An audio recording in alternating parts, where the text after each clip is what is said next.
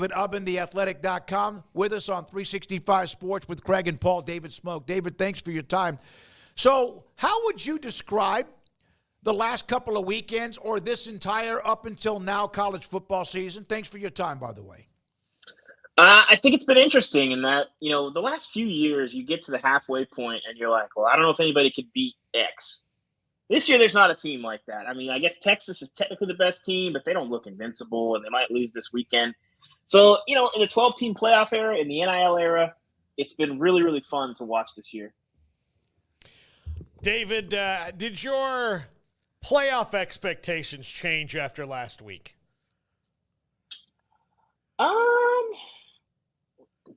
Maybe a little bit. Maybe Ole Miss. I think Ole Miss being kind of on the outside and LSU maybe playing their way in. Other than that, not a ton. I think it's probably best for everybody to move on from the Utah conversation. We can sort of rule out Utah. And we don't have to say, well, if Cam Rising this, if Cam Rising that. There is no more if Cam Rising. So I think that's probably the biggest thing for me. And it's crazy to look at the top of the SEC standings for all the offseason conversation. And you got A&M at the very top. And then Texas and LSU right behind them. So it's been unpredictable. David, you mentioned Utah. I mean, the preseason favorite in the league. They're clearly out of that mix now. But BYU, a surprise, undefeated at this point. Iowa State undefeated at this point. You still got K-State and Tech just with the one loss. We knew the Big 12 would kind of be a minefield, teams beating up on each other. But what do you think the way the top's kind of emerged, and who do you believe in amongst those top teams? I believe in BYU. BYU is a team I think I believe in. Behind them, it's interesting. I think you have to keep an eye on Texas Tech. We'll see what Arizona State is. But from top to bottom, man, I love the toughness of BYU. One of probably the best home field advantages, especially at night. So the Big 12's wide open. But I think, I've always said Kalani Sitake near or at the top of the list of coaches I would not want to encounter in a dark alley, and his team's kind of the same way too. Isn't it crazy? Well, not crazy. Isn't it interesting about this Big 12? Other conferences, you have your dudes at the top that usually are there year in and year out. But the Big 12, Oklahoma was constantly a part of that mix and won a bunch of titles. But then one year it's Oklahoma State. One year it's TCU. One year it's Baylor. And it's doing that again now, whether Oklahoma and Texas are gone, David, that you just don't know who's going to be in the mix even when you think you do. Yeah, it is interesting. I felt like the Big 12 was as wide open as anything coming into this year. You looked at the preseason poll and you're like, I can talk myself into any of these 8 teams. Well, and here comes BYU, 13th preseason, and here comes Arizona State last in the league preseason. So you really didn't know. And I think this is going to be a league that pretty consistently does that because the gap in talent from the top of the league to the bottom was so narrow. And with Texas and OU recruiting the way that they did for a long time, after A&M and Nebraska left the league, you kind of knew, like, if they're not in the mix, something's gone horribly wrong, but they're always going to kind of be there. But now, you start the season at the top, in the preseason. That doesn't mean a whole lot. If you start the season 10th, that also didn't mean a whole lot. And we're seeing that this year. I don't know about you guys, but I think this is going to be this way moving forward in the Big 12. UCF was 3-0. They just beaten TCU, had this great win, and then they've dropped 3 in a row. Obviously, it's not put Gus Malzahn in trouble, but how did the wheels fall off so fast for them? The running game just hadn't been effective, and KJ Jefferson's been throwing the ball kind of all over the yard. Making a QB change was shocking to me, especially when you go into the portal and you go get KJ Jefferson, so that was surprising. But, the big thing is the defense was never great, but when you don't have a great defense and your offense starts faltering, it can get bad in a hurry, and that's kind of where UCF is living right now. Not a zip code I'm looking to move into if I'm any team. David, do you see much of a future left for Dave Aranda at Baylor? Do you think he can somehow salvage this? It's impossible for us to see how they go on some 6-0 type of run in the second half of the season. The bowl game's looking, they got to go 4-2. They're not favored this weekend, so you're looking at 5-1 potentially. Just any thoughts on Aranda and Baylor and a gig he's had now for a handful of years? Is no too simple an answer there? No, I'd like some more than that, but yeah, that answers it. I think ultimately when you're at Baylor, when you look at his teams, when they get less and less talented every year, it's not always the case. but you're generally going to lose more and more games every year if you're not building your talent up, whether that be through recruiting, whether that be through the portal. And this roster has gotten less and less talented year by year, and that's a problem. I always tell people in college football is a talent acquisition business, and if you're not acquiring the best talent that you possibly can, you're going to have a problem. And we've seen at Baylor, under Matt Rule, obviously under our brows, you can recruit to Baylor. There's a lot to recruit to there. And so for them to be recruiting and have the roster sort of backslide the way that it has, there's not a lot of excuses for that. No, and you hear a little bit of, well, they have this great class in 2025. Whoever comes in, whoever it might be, will be able to build their own class. Although it's you have that December signing period and then the transfer portal. But you can't hold yourself hostage because of that, can you? No, you've seen enough at this point, and especially in the portal era, a recruiting class doesn't mean that much to you. They get here, if they're not winning, I mean, you're going to get mined. You're going to get guys pulled away. You're not going to be able to keep those guys if they're not winning. And I just in this new era of college football, in the portal era, especially when you have established that, hey, we're not getting it done here. This program is getting worse under you. The one recruiting class is not going to save you. Ask Billy Napier about that. Do you buy that Sonny Dykes might be under the gun at TCU yet? The grumbling is fair. I think that, you still got at least one more year to kind of reverse these trend lines. That's another place. Recruiting has not been great. The quarterback situation, they seem to be striking out, post Max Duggan, Chandler Morris, they couldn't get it done there. Josh Hoover's been better, but defensively they're kind of a disaster. And, it's always going to be tough in the Big 12. And if you have some injuries, things happen. But, losing to Houston, I think, was kind of a through the looking glass moment where, okay, that loss to Houston felt like, okay, all the goodwill that you built up in 22, it's kind of gone now. Now you gotta do something. And I don't think you can rule it out, but it's a similar thing. This has got to start with recruiting. You got to get great players in there. And you look at TCU, they got some receivers, but defensively, all the guys that have been making plays, Tomlinson, Hodges, all that stuff, we need to see more of those guys coming through the pipeline for TCU, and I don't necessarily see those guys right now. David, what's been your takeaway on Colorado this year? I mean, they certainly seem to be much better than many projected and anticipated. They've got real deal talent beyond just the top two guys that everybody always names. The defense looks better, but what have been your impressions and your thoughts on a team that's kind of hard to wrap your arms around because you don't know how long it's actually going to be in existence, right? I mean, there's this year, and beyond that, there's a massive question mark. So it's kind of hard to get too all in on them, I feel like. I'm still going to need to see more to believe that Deion's going to be here after this year. But this year's team, they really upgraded their defensive front, and they're seeing the payoff on that. They've got better talent than they've had defensively. They're able to stop the run. You look at that UCF win. Why did they win that game? Because they slowed the run game down.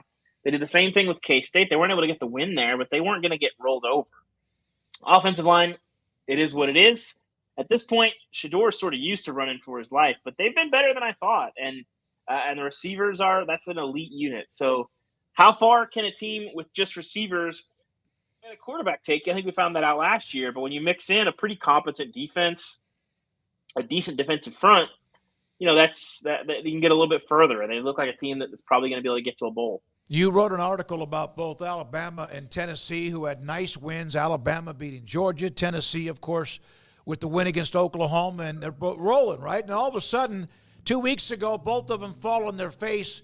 Vanderbilt gets Alabama, and then Tennessee, of course, falls as well. You talk to a bunch of coaches. What are they telling you about what they see from those two schools? Question marks. I mean, it's crazy. I told people this is like the angstiest top 10 showdown I've ever seen because both these teams only have one loss. They're both very much in the playoff hunt. They're both in the top 10. And yet, there's a lot of grumbling on both sides. And I think it's the last 2 weeks. Florida's not a great team. South Carolina's good, but they're not great. And Alabama was threatening to run away with that game until all of a sudden they found themselves kind of in a dogfight. So, the biggest thing for Alabama is, you can read some of this in the story, but the defensive differences between what Nick Saban did and what Kane Womack does now and the talent that they have there that's been an interesting dynamic. And then for both sides of the line of scrimmage, most of the coaches are pretty unimpressed with Alabama. As for Tennessee, teams are kind of learning how to deal with that veer and shoot that Baylor obviously popularized in the sport, and doing some pretty tricky things defensively to be able to slow down their running game, and also that Nico is still a work in progress. This team on the whole is probably better than the 22 team, but Hendon Hooker was like a fourth-year starter. He played a couple of years at Virginia Tech. He had a ton of experience. Nico, he's been a household name in the sport for a while, for people who follow the sport, but he only played like 7 games. So I think people kind of forget that, and he's still learning. So it's going to be a really interesting game on Saturday night. I'll be in there in the house for that one, and it should be a fun atmosphere. David Ubben, theathletic.com, with us on 365 Sports. Paul? David, one of those teams that beat Tennessee was Arkansas, and Sam Pittman came into the year very much on the hot seat. I don't think he's completely taken himself off, but he certainly cooled it down after that Tennessee win, and they're 4-2 right now. They have Taylon Green, who's exciting. Yeah. Bringing Bobby Petrino back appears to have worked. Their defense is good. I mean, there's not much to dislike about the job he's done in this particular year. Yeah, I mean, I thought big picture, the hot seat stuff with Pittman, I get it. I understand that it's a results business. But if you look at it from a 30,000-foot perspective, okay, they had a couple frustrating losses in 22. Whiffed on an OC hire last year that he corrected midseason. Dan Enos was a questionable hire from the start. Didn't look good. Hit the eject button on that one midseason. The Bobby Petrino hire obviously was a wild decision for a lot of off-the-field reasons. But on the field, it did make a lot of sense. And I said, as soon as it happened and leading into the season, I get that this is sort of insane, but it's going to be attractive to Bobby because he's coming in for a coach that's going to be pretty hands-off on the offense versus, dealing with a year of Jimbo where that was not the case. It's going to be attractive to him. And they got a lot of pieces to be able to kind of fix this thing. And so I thought it might work, and it has. And this Arkansas team, I think they got a great shot to win against LSU on Saturday. And they're not that many plays away from being 6-0. They should have beat Oklahoma State. They were in position to win that game. They raced out to a huge lead at the start. And they had a great shot to beat A&M, just couldn't quite get it done there late. But they're a few plays away from being 6-0 and, sitting there in the top 10. Little did we know what foreshadowing that was with Oklahoma State as well. That wasn't just like, oh, hey, Arkansas is better. It's like, no, Oklahoma State's also not nearly what they appeared like they were in the preseason, which has been really surprising just kind of how off they are right now. Mm-hmm. Yeah, I think Ollie Gordon's had probably the weirdest season of maybe anybody in college football this year. I don't really get it. The offensive line hasn't been great, but it's been hard to watch him at times. He looks a little slower. The offensive line is the biggest reason, I think, at this point, but he hadn't looked great either. I'm not sure where you sat on realignment. I can't recall just like kind of the recent couple of waves. Okay, yeah. Well, I mean, it did give us Ohio State, Oregon last week. It's given us Georgia, Texas this week. So I guess if there's a bonus, it would be those things. But clearly you're not a fan, but Georgia, Texas, your thoughts on that as well, this new SEC matchup that we have for ourselves? Yeah, I mean, this is the thing with realignment is I hate it. Mostly the death of the Pac-12. The SEC at least makes some sense. I hate it in general. But I'm also kind of a mark because I get as hyped as anybody for Ohio State, Oregon, for Georgia, Texas. I mean, Penn State, USC. I hate it, but also these games are awesome. So, I think I wrote a column last year right after the Pac-12 broke up where I was just like, this sucks, but also I'm going to really enjoy watching these games. So it is what it is. And casual fans and bringing in as many of those is kind of the name of the game. As for the game itself, I mean, this might be a big-time fireworks game because both of these teams can be got in the secondary, and that's the biggest vulnerability for both of these teams. And they got two quarterbacks who can really sling it. So I think you're going to see Quinn Ewers. You're going to see Carson Beck stretch the field in this game. It's going to be a lot of fun. David, Army-Navy, both in the top 25. We had Bryson Daly on our show yesterday. How much fun. Yeah, we had him on yesterday. He won the Earl Campbell Tyler Rose Award also this week. How much fun is it to see just their names inside the top 25? Not one, but both of them.